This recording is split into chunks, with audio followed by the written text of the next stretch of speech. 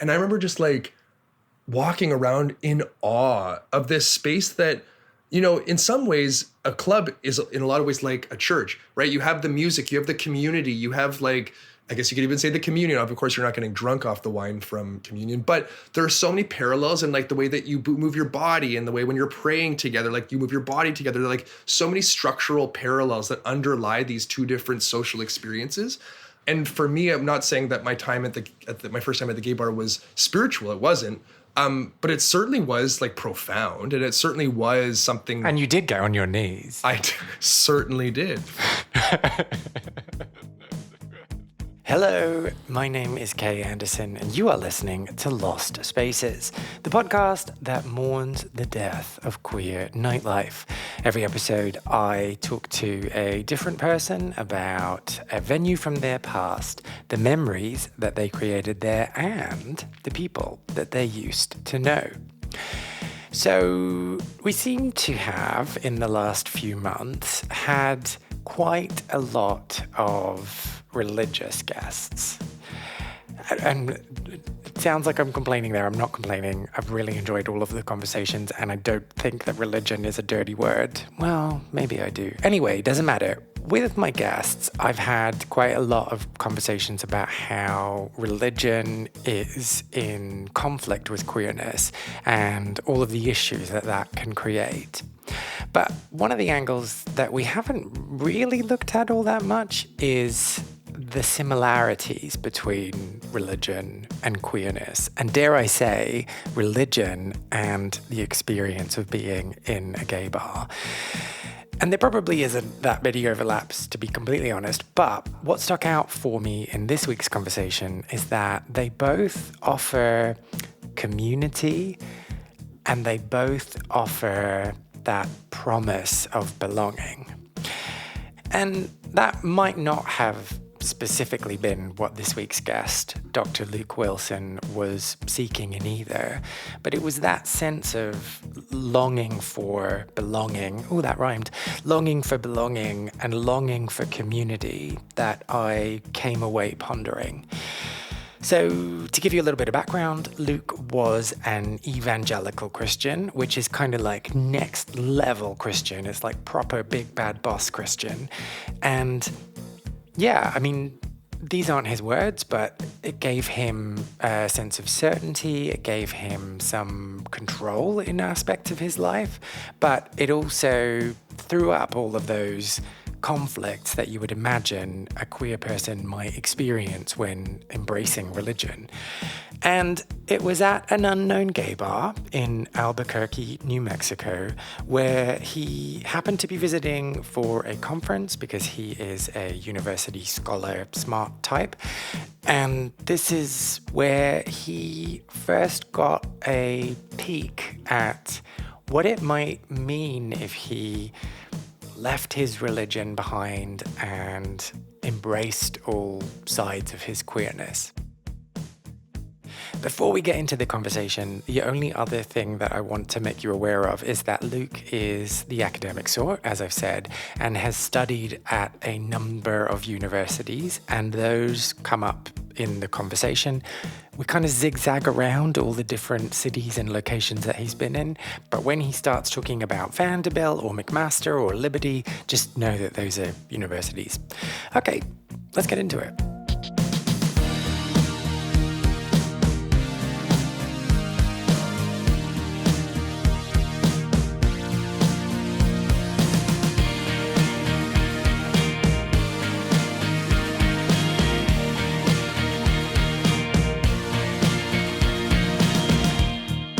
Evangelicalism. No, wait. Evangelicism? Right. No. Evangelicalism. Is it evangelicalism? It is.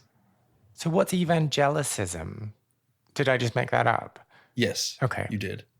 Though not the first, maybe you're not the first person to say that. I've had a lot of people ask me about evangelicism, and I just pretend that they said evangelicalism and go from there and then slip in my pronunciation of the word, which is evangelicalism, as I go, and then they realize as they go that, might be a wee bit Do you emphasize the word when you say it in order to subtly shame them? No, I want to be as subtle as possible in the most Canadian way, right? You just don't want to offend anyone. So you just kind of keep it, hope that your audience is prepared to pick up on it, that they have the ears to hear, to use a biblical metaphor. Okay. Just for the record, I'm not going to be picking up the subtle hints you're putting down. So if there's anything you need to say as this conversation carries on, then you say it, okay? Be blunt. Oh no, that's asking you to undo years of learned behavior. Sorry. I will do nothing of the sort. I will be polite until the end. Okay, right. So evangelicalism. Yes. Yes. You got it. Why don't you tell me in 5 words or less what hearing the word evangelicalism does to your nervous system? It makes me feel angry.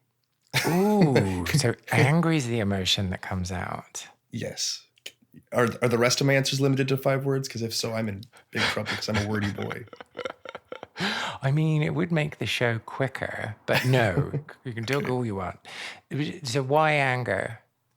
I think for a number of reasons, evangelicalism as a religious organization, movement, entity makes me angry. I think that there is the personal, right? That I feel that I had years of my life taken from me, that I was so dedicated to a faith tradition and a God that I had made up and, others around me had helped make up, to limit who I am and how I function in the world, particularly as a queer person. Also as a person who has a brain in their head. That's what I think is frustrating too. And I also feel a level of compassion for my former self, but I do feel a level of frustration with my former self that how in the world was I able to be duped so easily? I remember when I was in high school, I went back to my high school years after I went to my undergrad, which is the world's largest evangelical university. I went back to my high school to talk to teachers, and one of them had said, "Luke, it just never made sense to us why you were going to Liberty University," which is where I went for my undergrad, the world's largest evangelical school. And she said, you were so bright, yet you were going there and you believed in this. And it's true. Like, I don't think I was dumb, but I also was apparently gullible enough to believe it. And so I think that I'm angry at a faith tradition and a group of people who fed this to me as ultimately fact, right? Like that it's framed as this is truth, capital T.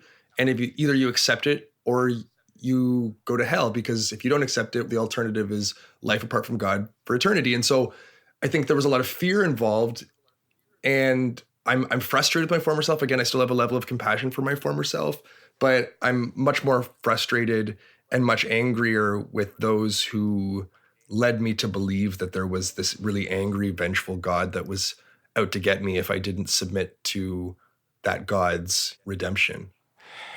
When you started to talk about this anger, you talked about a God that you had made up.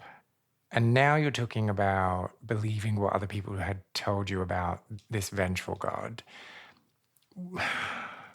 Is there something I'm misunderstanding about evangelicalism? Well, I think it's a co-construction of this God, right? It's not just me that was making it up. It was not just those before me and after me who are making this God up. It's really sort of a collective enterprise that everyone's pushing a particular narrative. And again, I think within evangelicalism, a lot of what you find is, regurgitation of the same thing over and over, but it takes individuals to believe what they believed. It takes individuals to construct what they believe.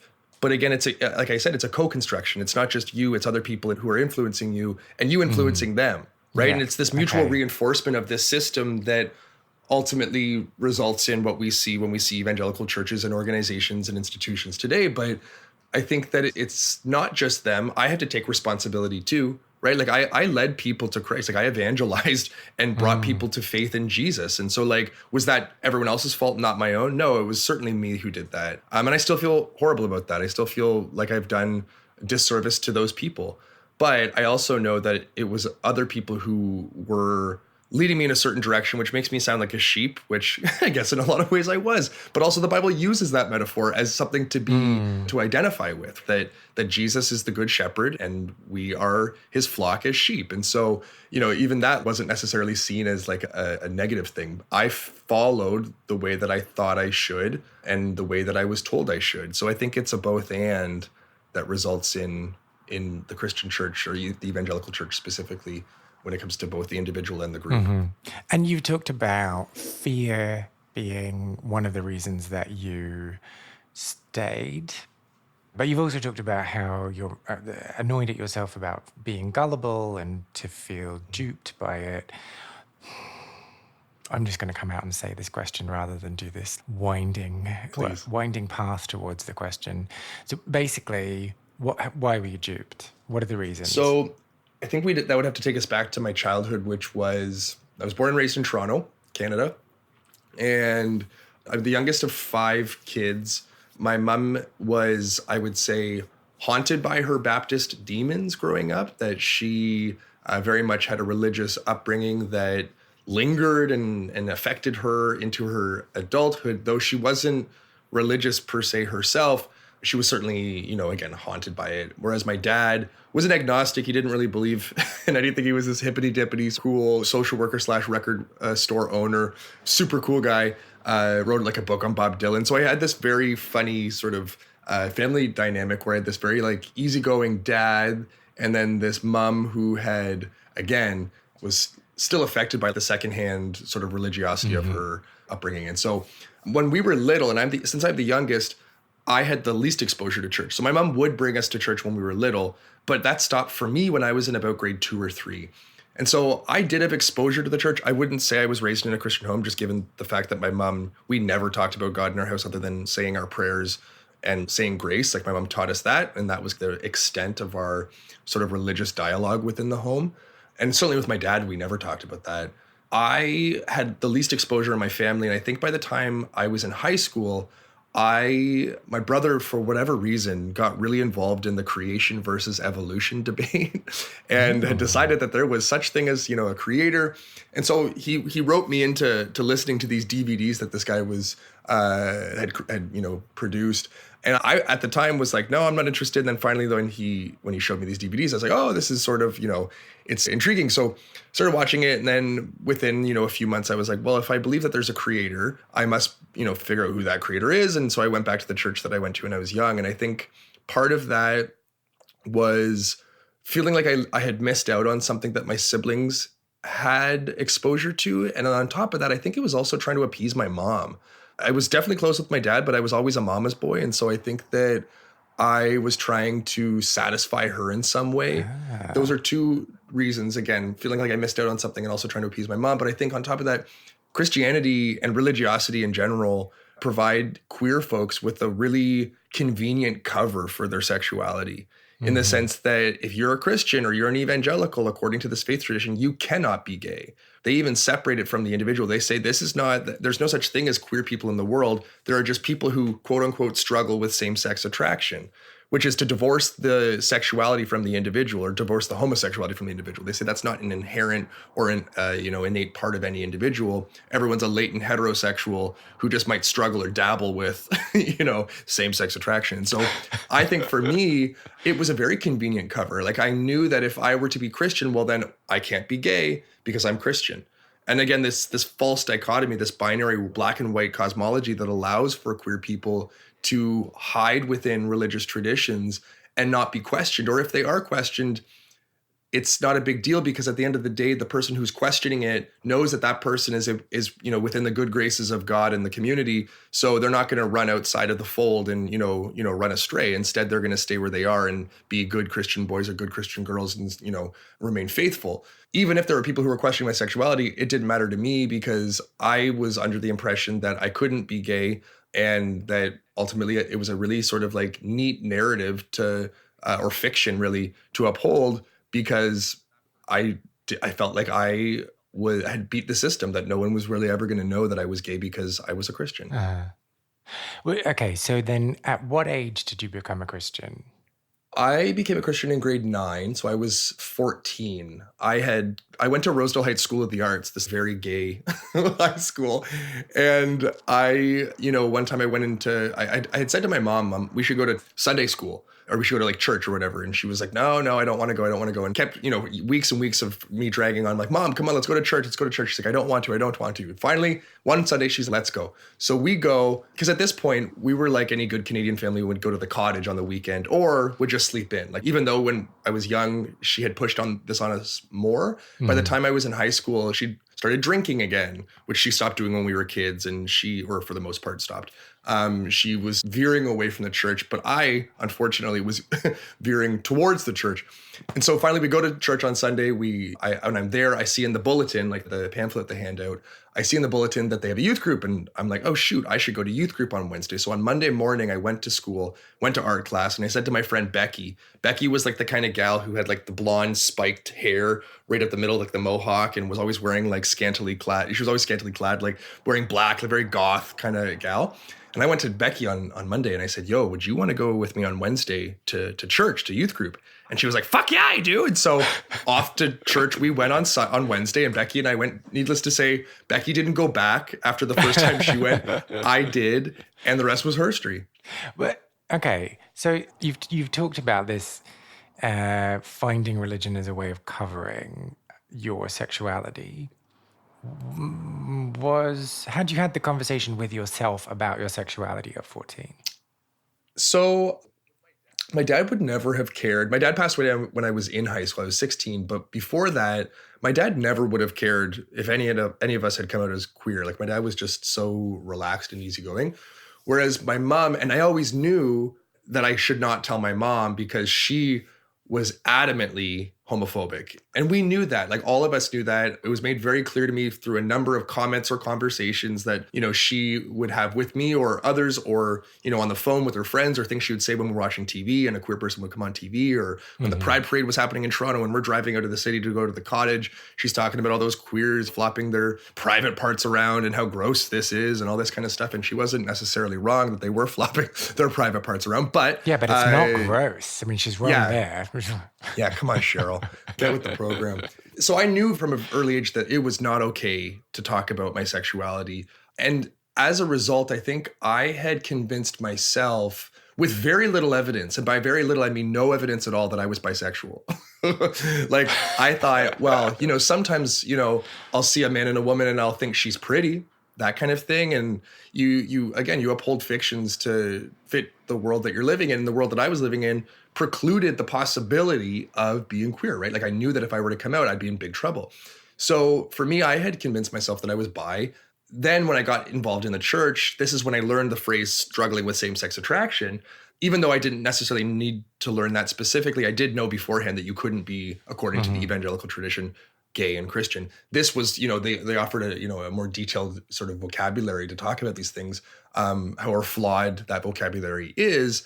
I certainly learned it. And that was that if you struggle with same-sex attraction, again, it divorces the quote unquote sin from the individual. And it's not something that you aren't gay. It's something that you sometimes do, right? So that doesn't mean that you are defined by that thing that you sometimes do. Instead, it's just something that you sometimes do, in the same way that, if you steal and you get tried in the court of law, you're guilty for that individual act of stealing, but it doesn't necessarily mean you're a thief for the rest of your life. It just means that you stole that one time. So this is the way that this was framed for me, that if you're same-sex attracted, sometimes you act on it and you do that thing, but it doesn't mean that you yourself are gay, according, again, to this thinking.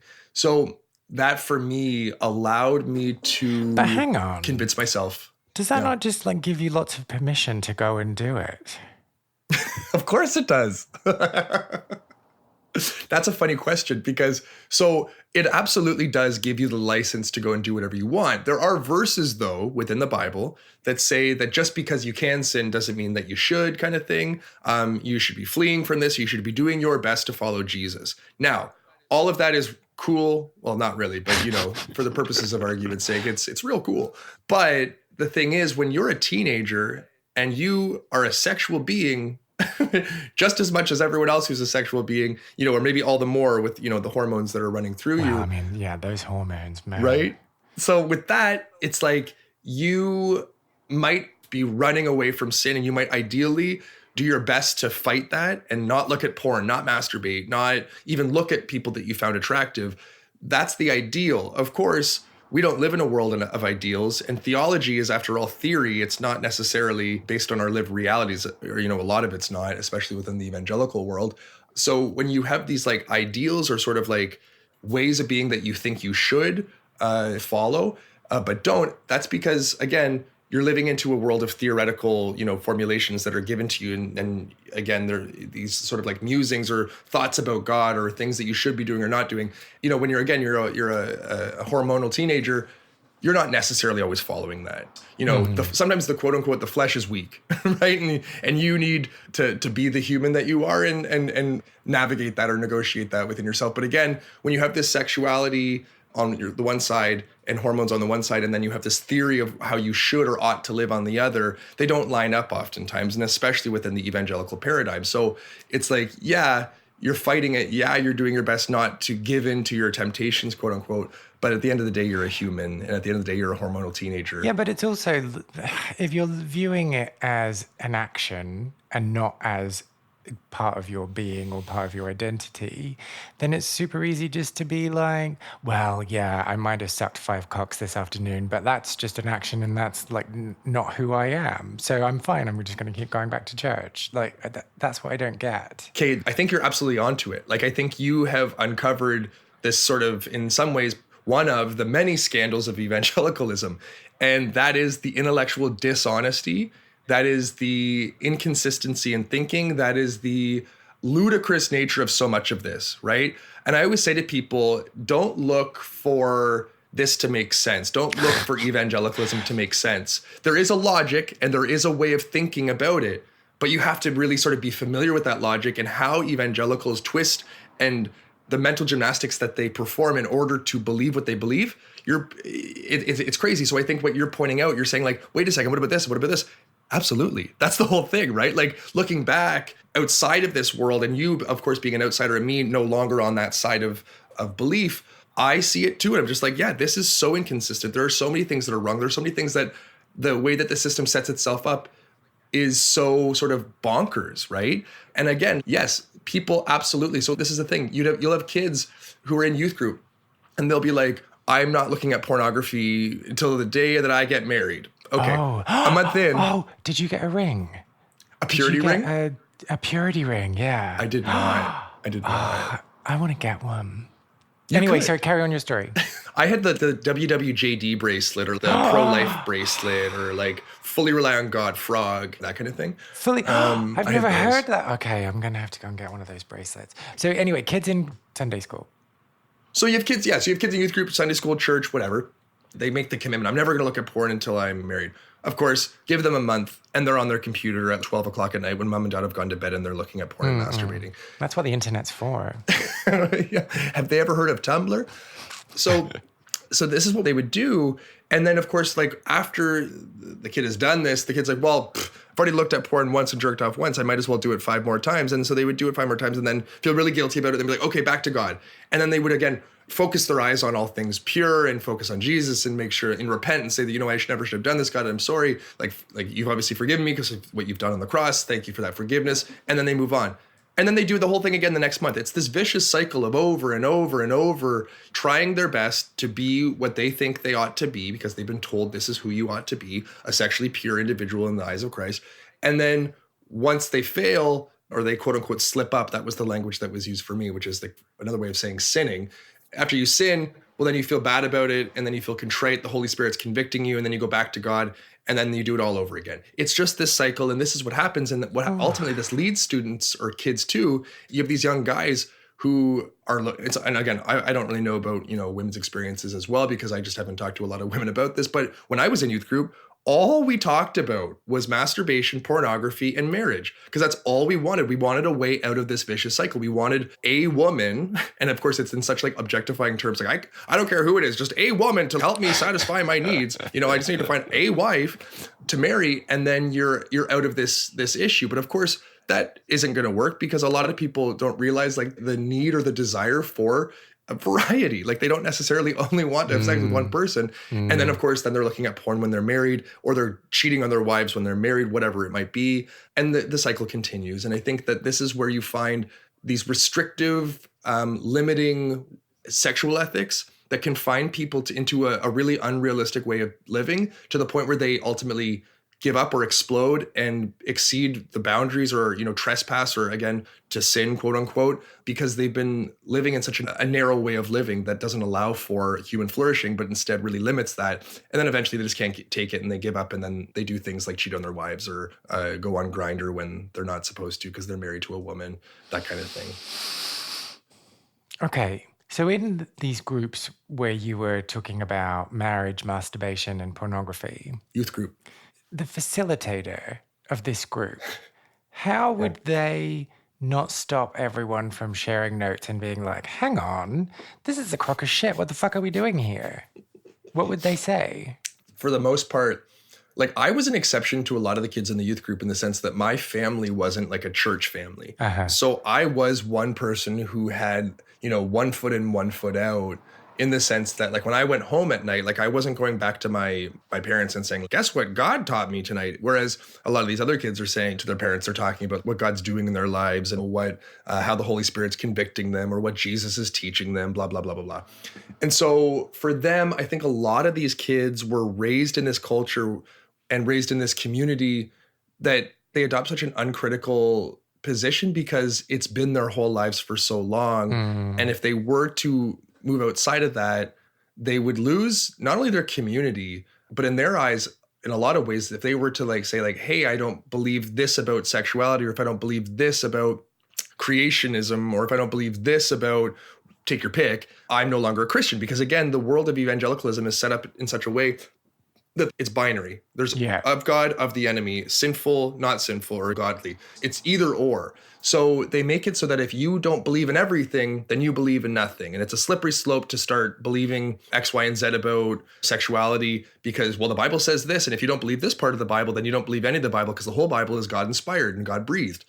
They create a system that disallows questioning. They create a system that precludes asking why this is the case and why this isn't the case. And when there are really tough questions that are asked, which again, sometimes people do, but oftentimes it's encouraged not to. But when people do, the answer is oftentimes just, well, that's what God said, or that's what the Bible says, therefore. And so they create this system that disallows diversity and is resistant or allergic to difference of opinion. Okay. It's just futile for me to try and understand this, right? So let's move on. I want to better understand your headspace, I suppose, when you ran towards evangelical. Should I say Christianity? Should I say evangelical? You can say Christianity. That's the broader category, but it still is absolutely accurate. So I want to understand the headspace. So I'd asked if you had that conversation with yourself. You'd said that you were self-identifying as bisexual at the time. What was that the primary driver for you to be like, I can get away from this problem if I go towards this religion, or were there other layers wrapped in? So my answer, the 3-part answer, which is, again, that my sexuality was one thing, that the cover for my sexuality, the appeasing my mom, and then getting something that I felt that I had been excluded from or didn't have enough exposure to. I don't think any of that was a conscious reflection at the time. This is all hindsight. This is all me thinking about it now, or other people thinking with me. Sometimes, in interviews, we'll be talking and someone will say something. And that's how it was actually a person from the BBC. He was saying, like, it sounds like you were just wanting to appease your mom. And I was like, oh, shoot, I've never thought about that one, but I think you might be onto something, right? So you have these conversations, or you have your conversations with yourself, and you're thinking about these things. And so it's much after the fact that I've come to these conclusions. But at the time, I think it was, again, with the creation versus evolution conversation that was, for me, it was led by this guy named he called himself Dr. Dino. Kent Hovind was his name. He went to jail eventually for tax evasion. He said that it was God's money, not not the government's, but that's a different story. So Kent Hovind, he was very bombastic, right? Like he would have these debates with evolutionary biologists or anthropologists or whomever. And he would have these debates with them, and he used a lot of rhetorical moves that made it seem like it was just so crazy to believe in evolution. And can you believe that they think you came from apes or monkeys or whatever, like that kind of thing? And so the way that he did it, the way that he framed it, the way that he talked about it was really, for a high school kid, alluring, because it was so simple, but it was also so theatrical in how he was doing it. So I think like that for me was in some ways a hook, not necessarily that which kept me there, but a hook that brought me in. And then from there, I think there was also that, and to be honest, I never really struggled with making friends. I always, had pals. But evangelicalism presents to you that you're going to have a built-in community that will accept you no matter what. Of course, you find out really quickly once you no longer believe what they believe that there never was this unconditional acceptance or love. The moment you give up your faith, they want nothing to do with you and they don't come after you because they just don't care about you. They care about themselves and they only care for themselves. But I think that at the time I was under the delusion that I had this built-in community and that people were really taking interest in me, particularly the youth pastor and youth leaders who were older than me. And so, of course, when you're a 14-year-old kid and you have the affirmation of a 21 to 25 or 6-year-old guy, and especially when you're a queer kid, all of a sudden you're like, wow, like this guy wants to come to my high school and eat pizza with me during my lunch break. No one comes to my high school other than, my friends. And so when the youth pastor shows up and wants to hang out, you feel special, right? And that is true. He did come and eat pizza with me. He also tripped and fell in front of all my friends and with the pizza in hand, but that's a different story. And so, is it a long story? It doesn't sound like much of a story. No, that was the story. It was just a different story. It just wasn't this story, okay? So, yeah, there are all these things that you, at the time, this is what you're thinking about. This is what you're like, wow, like this guy thinks I'm cool enough that he's going to show up at my high school, again, with pizza, and I'm going to be like hanging out with a 20-whatever-year-old. Did your high school not have any safeguarding laws or rules? No, like in the States, I think that a lot of like campuses are like pretty closed off given like the gun issues. So whereas they just let some random adult come into your school and have lunch with you. Well, this was the thing. So this was early into the school year. So this would have been like September, maybe October that this was happening. So it was still time where you could eat outside and eat outside comfortably without even a coat. It was nice weather. But are there no teachers like walking around being like, hang on, there's a grown adult there eating pizza with those kids. I better go and investigate. No, I don't think so. Because we were out in the front lawn, and the front lawn, I guess teachers would sometimes come out, but not really. I'm going to have to do a bit of an expose on the Canadian education system. This is a bit chilling, really. No, I swear my high school was great. It actually was a great high school. They put up with me, right? Like I was the Christian kid that they had to put up with. And I feel terrible that they had to like deal with Luke Wilson at the age of 14 to 17. Because geez Louise, I was not a fun character when it came to classes. Because I was always like, but that's not what I believe. And I believe this and I believe this. And teachers were just like, shut up. But they put up with it. They put up with it. So did you like go to the Natural History Museum and be like, those dinosaur bones are not real? And then I actually wrote an optional paper. And by optional, I just say I chose to write a paper for my teacher in grade 9. He never asked for it, but it was the reasons why evolution is incorrect and why it's scientifically inaccurate. And I handed it to him one morning and he was kind of like, oh. And I remember he just kind of slowly like walked away and was like reading it as he walked away. And I was just like, I did a good thing. Like I really taught him. And he probably just went to like the other teachers in the department were like, what the hell is this? But like, yeah. Thank goodness we have a shredder in here. Exactly. He put his like coffee mug on it and spilled. It was a coaster at best. I thought I was doing the Lord's work. Oh, wow. Okay. So you throw yourself in, you're like, I'm all in, I'm going to never masturbate again, I'm going to never watch pornography again, I'm not even going to think about breasts or penises or nipples or areolas or whatever. At what point were you like, actually, maybe this isn't for me? Like Christianity wasn't for me? Is that what you're saying? Yes. Is that okay? Sorry. No, I'm talking about porn. No. If I think Christian, like by the time, so I went to divinity school eventually, And it's one of the most like liberal divinity schools in the US. It's called Vanderbilt University, and they have a divinity school there. Um, so it was there that I decided that I didn't believe that the Bible was God's words, but instead I believed that these were words about God, which sounds like such a small difference or maybe nuance, but it's not just a nuance. This is like a world of a difference for an evangelical. Evangelicals believe that the Bible are literally like the Bible as it is written in English or in any language are the words of God. Like God said these things through man, and it always is man because no woman wrote the Bible, right? And we do know that, but like man's pen was God's tool to write God's words down for humanity. But I switched at divinity school that I'm like, I don't think I believe that God said these words. I believe these are words about God. And at the time, I was still a Christian. I was still a person of faith. And it didn't mean that the Bible was any less sacred to me. It still was a sacred text. It still was something that was important to me and had some sort of influence in my life. But ultimately, I didn't really think that I needed to believe that these were God's words. And I didn't, and not that I didn't need to believe, but I didn't believe. I was like, there's so much in here that's absolutely horrible. One scholar, Phyllis Tribble, she refers to these certain passages as the texts of terror. And these texts of terror, these are passages within the Bible. And one example is there's a guy and he says to God, he says, God, whoever walks out that door over there next, I will kill for you. And who walks out that door but his daughter? And guess what he does? He kills his daughter. Like, and the fact that you would, if anyone would ever to believe that God wrote this and that God was saying, hey, you know, this guy, it was right for him to not only have killed someone, but killed his own daughter because of promising stupidly to me that he was going to kill whoever was coming out that door. That's bonkers. And for me, that was one reason of many that I was like, I can't believe these are God's words anymore because these are really awful.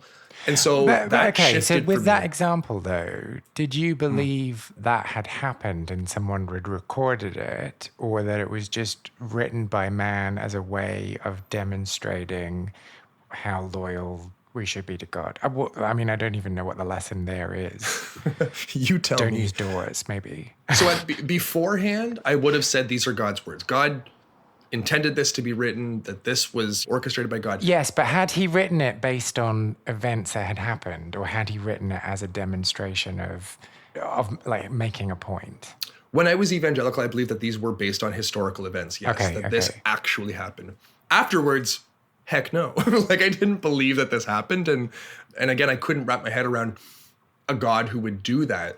And so I absolutely didn't believe that these were events that happened, or if they were events that happened, that this person was stupid. Whoever did this was dumb. Like that was how I started to conceptualize it. Again, it wasn't like this whole like grand, I now understand everything that I now believe about the Bible. That was just this quick shift. I remember I was sitting in class. I still remember where I was sitting. I was sitting in the back of the class. I normally sit in the front of the class, but for whatever reason, I was sitting in the back of the class and I was sitting there and I was like, I don't think I believe that God wrote the Bible.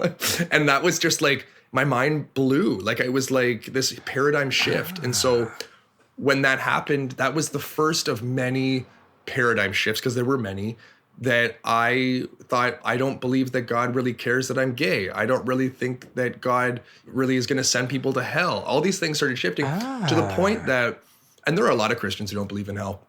I feel like that's a hard one to let go of, right? Because that one's properly drummed in. So do I. Yeah. No, I'm with you. Again, I think that Christians do a lot of mental gymnastics in order to keep within the faith tradition while also making room to get outside of it.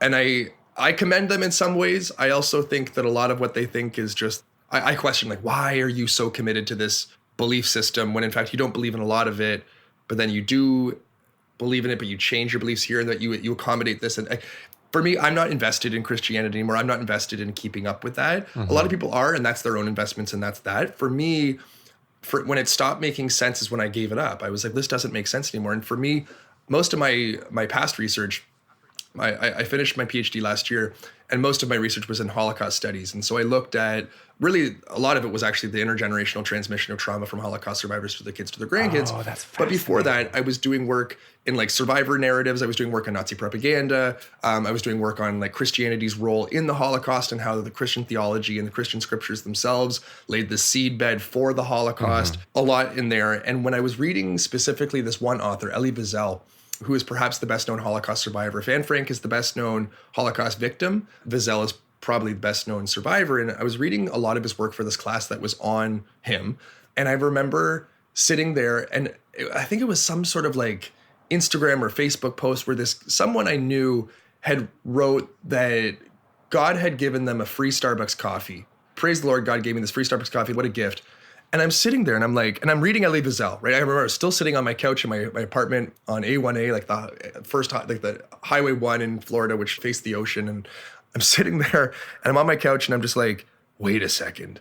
And this was the straw that broke the camel's back. This is where my entire faith honestly just like unraveled before me. I was sitting there and I was thinking, okay, this gal is saying that God gave her a Starbucks coffee. And of course, if God gives you something, that's an active decision that God has made in order to give someone something. And if God is actively giving some things to some people, but then actively not giving things to other people, that's also a decision. So God's making these decisions to give something to some, not to others. I was like, wait a second, why in the world would God be giving some to some and not to others? And why would God be acting here but not acting here? Wait a second, how can God act here and not act here when of course there's so much like suffering in this person down here who needs a Starbucks coffee or needs, a pastry from Starbucks in order to survive? That person's not getting that, but that woman who's like really well off and, living her whatever, like pumpkin spice latte fantasy, she's getting a free coffee from God, but doesn't need it. I was like, I don't believe in that God. There's no way that I believe in that. And I'm thinking about the Holocaust all of a sudden. Again, I go from like Starbucks to the Holocaust. And I was like, wait a second, where was God during the Holocaust? And if God was acting for some people, but not acting for others, that's pretty messed up. And I can't believe in a God that would act here, but wouldn't act here. I said, no way, Jose, like that's it. And so from there, I still believed that there was a God, but I believed that God was inactive, that God didn't act, God didn't do or intercede in our world in any way. Because if God did, then that's messed up. But then I just kept going after that. And, eventually I just kind of did away with the idea of God altogether. I believe that there's some sort of creator. I don't really know what the heck that is. I think something is involved, whatever that something is. I don't know and I don't care, to be honest. But this was the unraveling. It was a Starbucks coffee and blessings and God's ability to perform miracles. And then ultimately how that connected to the Holocaust, it just blew my faith up in my face. But how big was the coffee? Was it a grande, a latte, a venti? It was a no foam with whip, no water chai latte. I can see how that blew your faith up. Yeah. Mm-hmm. Yeah. It was a mess. Milk everywhere. So when you have that realization and you're like, everything that I ever thought is wrong, what do you do next?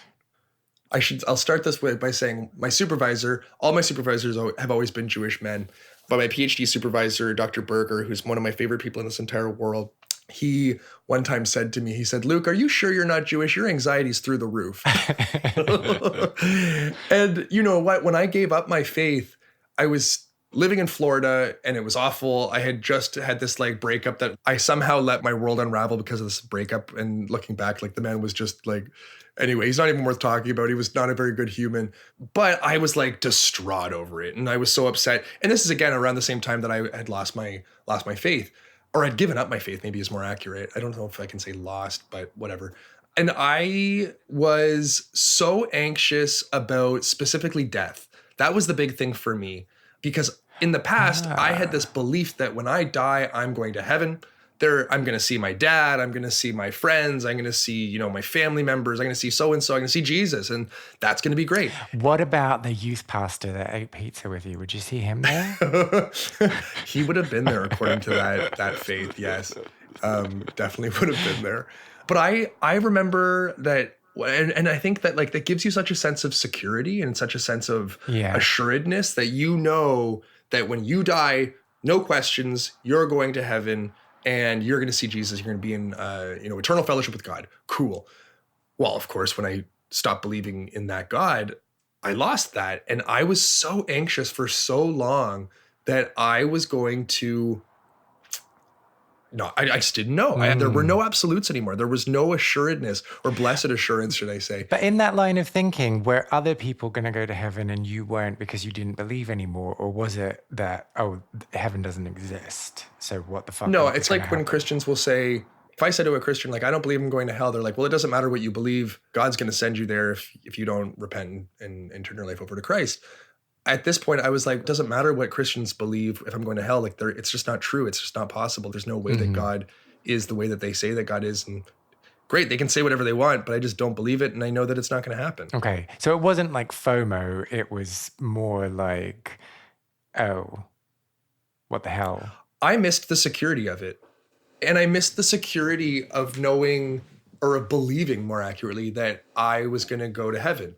I missed the security of saying, I know what's going to happen when I die. And of course, with death, it's pretty final. It's pretty absolute. And I thought to myself, without God, what? I no longer have that sort of belief that everything will be good and I'll be, on the other side of eternity in a great way. Okay. It was a slow transition into, by the time I was 27, that's when I officially said goodbye to Jesus. Aww. Yeah. Is there a greeting card for that? A grieving card or a greeting card? Greeting. Maybe both. Yeah, I don't know. I don't know. There have been times throughout my life since that I've missed not God, but a sense of security, a sense of comfort, a sense of like when no one else can necessarily say what you want them to say to you, that you believed that there was something that was listening and loved you regardless. I missed that. I think maybe sometimes I still continue to miss that, but not enough for me to go back to it, because if I were to go back to it, that'd be so dishonest because I don't believe it. But I miss that security, or that false sense of security. Yeah. And how much of the appeal is smugness? What do you mean? There's something quite alluring about being like, I know the answer, guys, and I'm going to heaven, and I got it all figured out, and you losers don't get free Starbucks coffees. Like, surely that kind of keeps you in the fold, right? Yeah. You feel like you have all the answers. You feel like you know the secrets to the universe. You feel like God has chosen you, right? And that divine sort of selection, that when you have that, you feel special, right? And I think you're right. There is a certain smugness that comes along with that. And I was a smug little jerk. Again, my teachers in high school, and then even my friends probably had to put up with a lot of stupidity because I was like, again, talking to adults like they were the silly ones. It's like when you go to the zoo and there's an animal looking at you like, who's this crazy person? You're like, you're the one in the cage, my friend. And I was the one in the cage who was looking at everyone else like they were crazy. Oh, you've said that before. Oh, my brother came up with that one. Quinn, shout out to you for that metaphor. It was, or simile, I guess. Yeah. Oh, yeah, that's a good I'm one. what you call very derivative. I just steal from my siblings and my friends. So I need to admit that I had thought we would naturally land on Albuquerque somewhere in this conversation, and we haven't. So shall we? Do you want me to naturally bring it to Albuquerque? No, let's just abruptly end up in Albuquerque. So why don't we set the scene a bit? What brought you to Albuquerque? So I was doing my master's, my MA in English, and I had gotten into a conference to present my work in Albuquerque. And so I, got funding to go down and get a hotel and, present my work, which looking back was just such bad work. Like it was so poorly done, but I was all excited and I get on my plane. I go back to the States where I'd done my undergrad in Virginia, but I went all the way to New Mexico for this conference. And I remember I got out of the airport and I was very excited because I was like, okay, I'm gonna go straight to the gas station and pick up two things: beer, because I loved Blue Moon beer, it's an American beer. And I was also going to pick up chewing tobacco because when I was at Liberty, it was against the rules, but we all, like a bunch of us on our hall, we all did dip, like chewing tobacco. And so it was chewing tobacco and beer. So I go to the store, I go to the, gas station or a 7-Eleven, whatever it was, pick it up. And then the taxi takes me to my hotel. I chugged like 4 beers and I was like, okay, I'm ready. Time to go out to the club. And so I go to this club and I'm waiting in line. And I'm standing there and I hear these guys ahead of me and they're talking about the cover charge. And I had never been to a bar other than once. And it had no cover charge.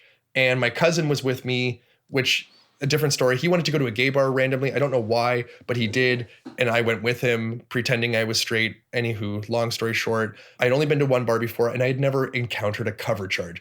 And I only brought like so much money with me, like cash wise. And so I'm looking at my $40 that I brought with me, and I'm like, $20 for a cover charge. Then I have $20 for drinks, aka 2 drinks. I was like, gosh darn it, like this isn't gonna work. So I hear them talking about it. This group of guys in front of me, and they're all so handsome, right? Or not all of them, most of them were. And so I said I tapped one of them on the shoulder. I said, hey, how much did you say is cover? And they said $20. And they said, why, have you never been here? And I said, no, I've never been here. I said, I'm not from here. And they said, where are you from? And this was, looking back, I don't know why I lied about this. Also, I should say evangelicalism really teaches you to lie for a lot of things.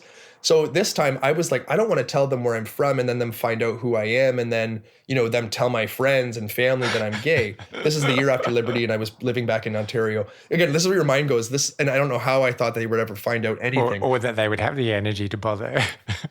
Yeah, exactly. I was up there like, let me go out him to his friends and family. Like, what? But evangelicalism teaches you, it instills a lot of fear in you, and this is what you think, and you think they're going to find out. So I lied and said that I went to Duke because at the time I was applying to Duke for grad school for my other master's. I eventually got into Duke, but I didn't go. I went to Vanderbilt instead. But I was like, I'll tell them that I go to Duke. I'm on the soccer team. And then I'm here for a conference. Like, what grad student is on the soccer team at Duke, right? But anyway, was it a soccer conference? What kind of conference? No, it was a popular culture and like literature conference, and I'm like, yeah, I'm here for that, but I'm a soccer player. Oh no, but I'm saying like in your made up scenario, was it a soccer conference? No, I told them exactly what conference it was, which again, if they really wanted to figure things out, they could have gone to the conference and found out that I was representing McMaster University, not Duke University. But I think part of it also was that I knew that gays, nowadays, I don't think this is as much a thing, but I think 10-ish years ago, this would have been, 2012, 2013, in between there. So 10 years ago, I feel like at least, in the States and in Canada, it was really cool to be like an athletic gay. And like, I mean, I guess in some ways it still is like kind of hot to be, doing anything with an athlete. So I lived into that fantasy, and they were all immediately like, and it worked. Like they were all just like, oh my gosh, like, did you hear that? He goes to Duke and he's on the soccer team. Because Duke's, of course, like a Southern Ivy League. Everyone thinks it's this amazing school, and I guess it is a great school. But nonetheless, it was just like I was living out a fantasy and I was living into their fantasies.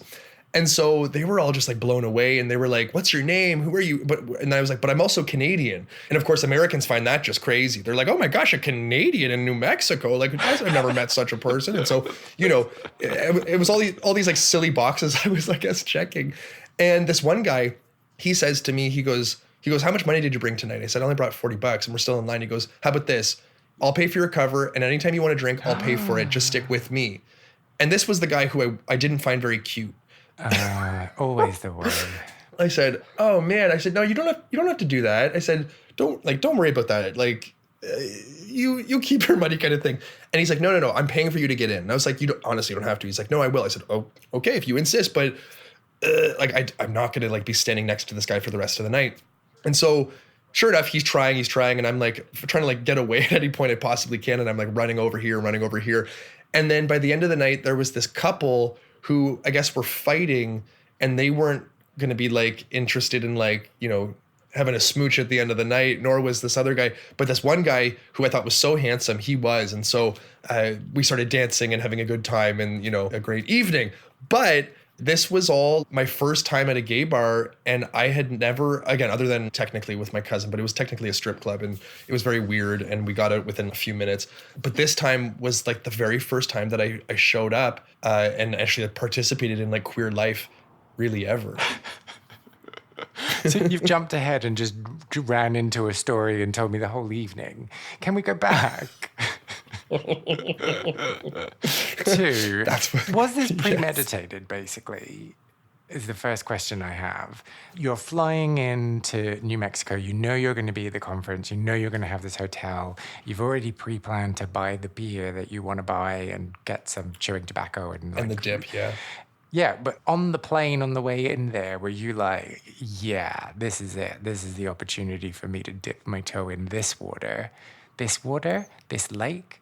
This is my chance to like have some fun and let loose. Or was it more of a spur of the moment thing? Again, like when I was at Liberty, the Christian undergrad, you couldn't really be doing a lot of gay anything, because if you were caught, you'd get kicked out. And when I was at McMaster, where I did my MA, I always felt nervous to do anything in the city because I thought people would find out somehow, or the church I was going to would find out. And I was essentially leading a youth group with a friend at that point every Friday night. And so I was very nervous and apprehensive to do anything there. So when I eventually did come out in Nashville, when I went to Vanderbilt, that's when I felt free to do this. But this was the sort of moment of freedom beforehand that I was like so excited about, because it was the first time I'd gone back to the States. And of course, when I go to the States, I'm not in the same country. I'm not in a place where anyone knows me or I know anyone.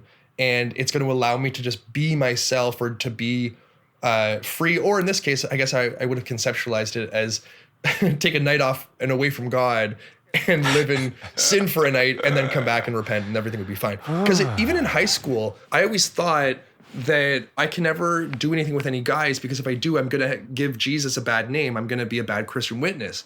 And here, I just thought, well, I just won't tell anyone. Why would you be giving Jesus a bad name? Because if I were doing anything gay, according to Christian theology, that's bad, that's wrong, that's sinful. So you can't reconcile that with God. So if you're doing that, what kind of Christian are you, that you're kissing boys and going on dates with boys? That was my big fear. But in Albuquerque, I just planned I wasn't going to tell anyone, and no one knew me. So I wasn't going to be giving Jesus a bad name, and I could just do what I want anonymously in some senses, and then go home and everything would be fine. Okay, so I'm not going to scratch at the logic here, but why don't we? Sorry. There's no logic to scratch at. Okay, so this was like a big deal. This was huge. This was so exciting. This was, again, it was entrance into a world that I had never been granted access, or I never allowed myself to be granted access. I did not identify as gay. I, again, identified still at this point as bisexual somehow, even though I had never been attracted to women. And even though I identified as bisexual, or someone who struggled with same-sex attraction, Can we make an acronym out of that? SSA. Swizzer. SSA, same-sex attraction. Oh, okay, so it's not struggling with. Well, the struggling with is part of the phrase, but the actual phrase itself is same-sex attraction. It's just that people use the verb to struggle with. To struggle with SSA. Okay. Yeah. I might try that out. We should revive that, huh? We should bring that back and just see what people think. Yeah, like I'm thriving with SSA. If there's one thing I'm good at, it's SSA. It's no longer a struggle. It's very much an embrace, but yeah. You were saying, to your question about the space itself and going into the bar, I just remember it was like this world that all of a sudden, it's like Narnia, right? Like you go into this world and you've heard about these things. You've seen some porn that would gesture towards spaces like these, but not really. Who's looking at the space in porn? What? Yeah. Where are we? Why are we in the middle of a gay club? So it was like, I remember walking in and there was this big room that was the dance floor. And then there were also other rooms upstairs. You can go smoke and all this kind of stuff. And I remember just walking around in awe of this space that, in some ways, a club is in a lot of ways like a church, right? You have the music, you have the community, you have I guess you could even say the communion. Of course, you're not getting drunk off the wine from communion, but there are so many parallels in the way that you move your body, and the way when you're praying together, you move your body together. There are so many structural parallels that underlie these two different social experiences. And for me, I'm not saying that my time my first time at the gay bar was spiritual. It wasn't. But it certainly was profound, and it certainly was something. And you did go on your knees. I certainly did. And I think that it was such a different experience, but at the same time, I guess it was uncanny in the sense that there were parts that were familiar. And there were parts that I was like, oh, that's like this, or that's like this. And it left me reeling. For days and weeks, I couldn't stop thinking about, specifically, I became obsessed with the idea of going back to Albuquerque. I was like, oh my gosh, I could maybe go to grad school there, or I could do this there. And it became such a profound moment for me that I don't know, I felt a sense of belonging in a way that I hadn't before, because these guys sort of latched onto me and brought me into their fold. Again, I was brought into the other fold, the evangelical fold before that, but this was different, and it felt really authentic. And I'm not to say that my evangelical sort of acceptance or whatever at the time didn't feel authentic. It did, but this felt authentic in a different way. And it's something that I was craving and desiring for so long, and I finally had, even if, in a fleeting way, even if just for one night. You've said that it was premeditated on the plane, flying in. You knew this is what you were going to do. What does that feel like? Oh, exhilarating. Exhilarating. I've talked about this with some friends since, and like talking about when you would, look at porn, or when you would whatever, when you weren't supposed to, quote unquote, right? When you were a Christian, and how much more exciting it was. Like, it was thrilling. There was such a a thin line between the fear and the desire. You were desiring this so much, but of course, the moment you were found out, it would have been like fear and terror, like, oh gosh, what if someone finds out, or blah, blah, blah. So I remember just like any time that you knew you were going to be doing something bad, it was just exciting as all get out. And so there was that, like that specific time. There were other times where, again, like you'd go to your, like when I first got to Nashville and I was going to bars there finally. And, that was thrilling because it was just like, I shouldn't be doing this, quote unquote, but I am. And so you would just get ultra giddy, ultra excited. Everything was just so new because at that point I had lived such a sheltered life and I didn't know much about anything in general, but especially not about anything gay. And so when you now have literal entrance into a gay space, it's, again, you feel like you're crossing into Narnia. You feel like you're going into a place that's magical that you've never inhabited. And so when something is that thrilling and that exciting, it's also terrifying. Was there any risk that you were going to not go through with it? There wasn't a risk that I wasn't going to go through with it. There was a risk in my mind that I was going to die on the plane home and go to hell, kind of thing. Right? Like, but couldn't you repent before the plane took off? Oh, for sure, Isn't that how it works? You just repent as soon as it's over? You absolutely do. And oftentimes that works. However, for an anxious mind like my own, and there's like theology within Christianity that once saved, always saved. You can't lose your salvation. But there are verses within Scripture that do gesture towards the possibility that you can, in fact, lose your salvation. This is what, again, it's such a genius construction that evangelicals and Christians in general have made. They say you're not going to lose your salvation. Once you're saved, you're always saved, and Jesus' blood never fails. However, exactly. It's always the door that's a little bit open, right? So yes, I could have afterwards, repented and said, God, I'm sorry for what I did. Please forgive me. Amen. But there was always the sort of like, but what if? Like, what if I shouldn't have done that and it just wasn't good enough? My prayer, like, there was just always these mental sort of like obstacles, and again, like gymnastics you'd have to perform. You'd have to sort of like navigate and negotiate after any sort of like big moment of sin. And this for me was a big moment of sin. So you were adamant though, you were definitely going. You were just worried about the repercussions once you got on the plane. Yeah, that plane might crash. Yeah, I was, part of why this trip was so exciting was because I could just go and be myself. And again, no one knew me. I didn't know anyone. And that anonymity allowed for me to feel excited that I was actually going to go do it, because I wouldn't have done this at home. I think Albuquerque for me opened up the possibility of again, like living into my queerness. But at that point, I think it was this slow progression towards not caring, because I still cared, but giving in and just being like, you know what, I can't fight this anymore. And I'm not going to fight this like I used to. I still remember there was one night I was in Hamilton at the school, McMaster. I had just finished washing the dishes, and this is just after Albuquerque. And I was washing the dishes, and I was in my basement apartment, and I'm there over the sink, and it was like, just one light on, washing these dishes. And I'm thinking, and I'm praying to God, and I'm just like, God, how in the world can I have I tried so hard for so long? I've tried and I've tried and I've tried and I've tried to be straight. I went to Pastor Dane, who was my conversion therapist. I went to him for 4 years. I've been praying. I fasted. I cannot tell you, it would have been months in total that I fasted. Not all at once, but if you count up the weeks, because I would fast for a week every time. When I fasted, it would have been months that I had fasted at this point. I'd prayed, I had read my Bible, I had evangelized, I had brought people to Christ. I had done everything and anything that I possibly could that I thought was right within the eyes of God, especially as it related to me fighting against what I described again as my same-sex attraction, or in this case, bisexuality, whatever. And nothing had changed. And I was over that sink and I was like sobbing. I was just like, again, in part the guilt from going to Albuquerque, but then on top of that, like just like the guilt of like, and then the shame and the self-hatred that comes with it of being queer, and just thinking, what is going on? How is it that I just can't fight this? I just can't like give this up. And so at that point, it slowly started being where I was like, okay, I'm going to, hook up with this person who knows I'm a Christian. And then when I get to Nashville, again, they knew I was in divinity school, but I was just like, you know what, like, fuck it. I'm just going to do it. I'm going to finally like live the life that I want to live. And so it became this like slow progression towards just doing what I wanted to do.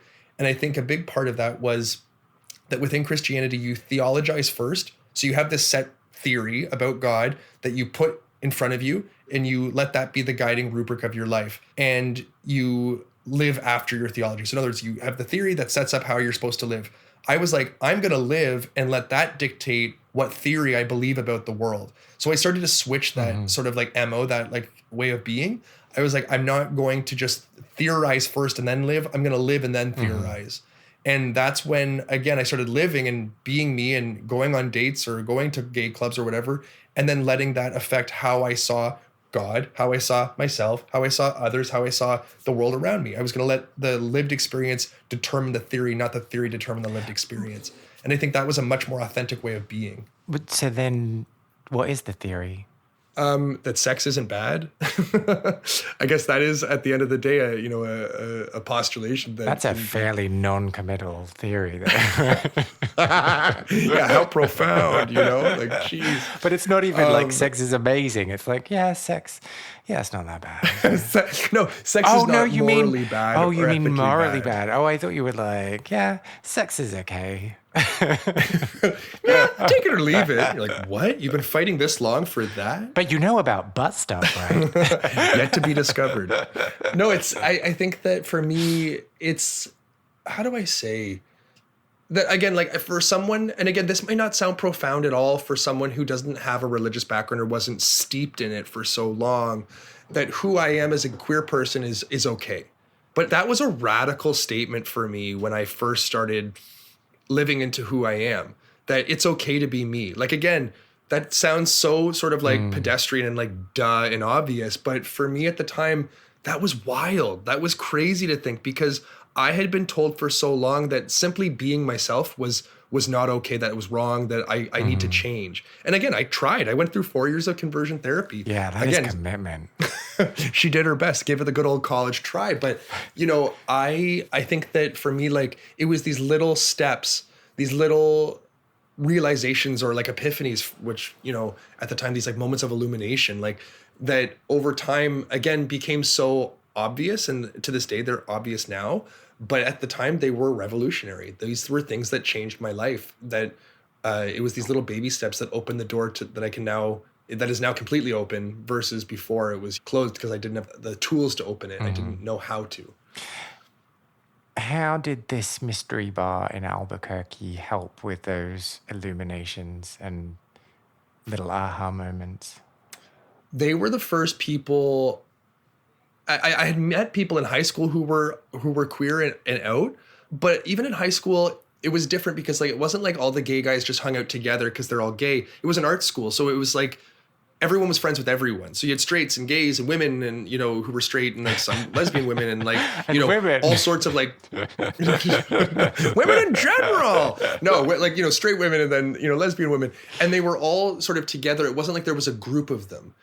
And I think that was something that I always wanted, was to have like a gay group, and I never had it. And when I met these guys, I saw them, and they were just this like, and I'm trying to think right now, like look back about the gay guys in high school. I can't really remember many of them like flocking together. It was oftentimes like one gay guy, 3 girls, or like one gay guy, straight guy, and like 5 girls, like, and this was the first time I had seen like a group and a community of gay guys living their lives as adults and being, successful. Like one guy was in med school, the other guys were like doing whatever they were doing. And I was like, geez, like this is something I've never had. I don't know what the first thing is. I don't know what it would be like to have a group like this, but I felt so fitting. It felt so correct, right? Like I could just be myself with these other gay guys. And it made me, again, that it set off this like series of of experiences where I was just craving that and wanting more of that, to the point where now I've got a big old gay group of friends here in Toronto, and I love it. I've got, good gay friends out in, New York or whatever, like San Francisco. But like, at least I have my like group of like gay pals who I just have that. And that's so exciting. And that I think that what I saw in New Mexico laid the groundwork or the framework for what I would eventually call my own, which was a group of homos who are my friends. Do you have any memories of queer clubbing that you want to share? Well, if you do, I would love to hear all about it, so why not get in touch? I want to create the biggest online record of people's memories and stories of queer clubbing, but I can't do it alone, and I need your help. Go to lostspacespodcast.com, find the section Share a Lost Space, and then tell me all about what it is you got up to. And I especially love embarrassing photos, so I will be looking out for those. You can also reach me on Facebook and Instagram and TikTok, where I am Lost Spaces Pod. And if you enjoyed this episode, I would really appreciate if you took the time to subscribe, leave a review on your podcast player of choice, or just tell other people who you think might be interested in giving it a little listen too. My name's Kay Anderson, and you have been listening to Lost Spaces.